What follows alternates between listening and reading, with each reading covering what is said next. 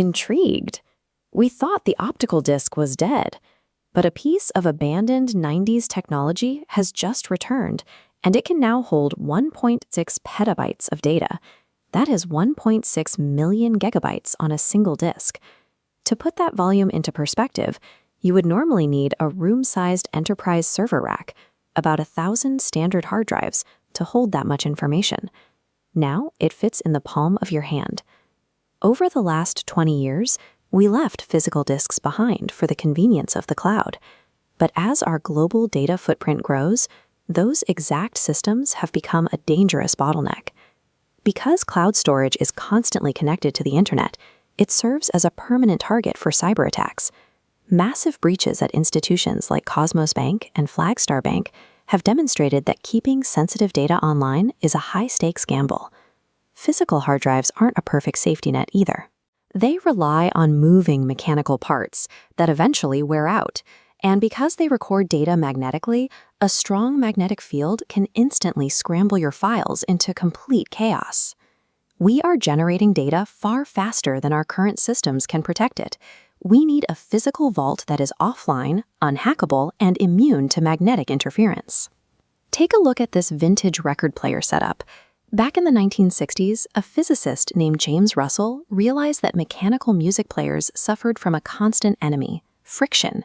In this macro shot, you can see the problem. A hard steel needle physically gouged the vinyl grooves with every play. Over time, that friction eroded the material and the audio quality dropped. Russell's solution was to remove the physical needle entirely and replace it with a beam of light. That breakthrough created the frictionless optical disc. Sony and Philips turned that idea into a global standard, filling retail shelves like these throughout the 90s. This cross-section shows the mechanics. A laser bounces off a single flat line of carved holes, called pits, and flat spaces, called lands. If the reflection changes, it records a 1.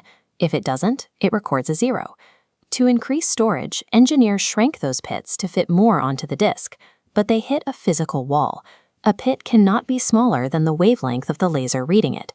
If the hole is too small, the light simply scatters, making the data unreadable. The CD didn't die because it was a bad idea.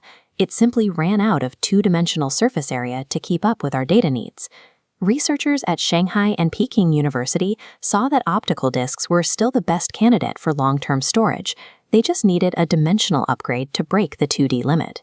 Their first breakthrough was replacing standard aluminum with a new light-sensitive material called dye-doped photoresist, or DDPR.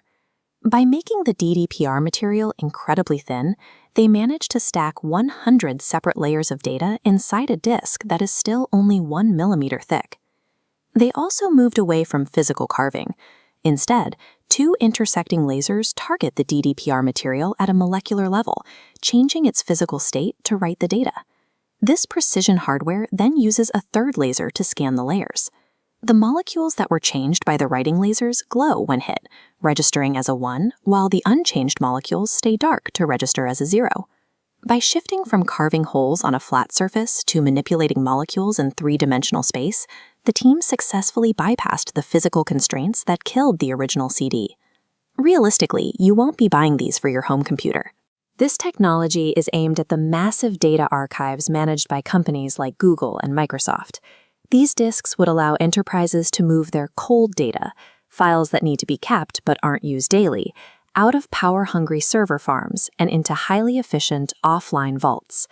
This molecular approach is just the beginning. Researchers are already testing the next frontiers of high-density storage, from quantum bits that can exist in multiple states at once to DNA-encoded data that could last for thousands of years. This shift from recording on plastic to recording on molecules reflects a growing consensus in physics that everything from our genetic code to the chemical properties of an atom is defined by how its information is organized. The return of the CD isn't just about a bigger hard drive.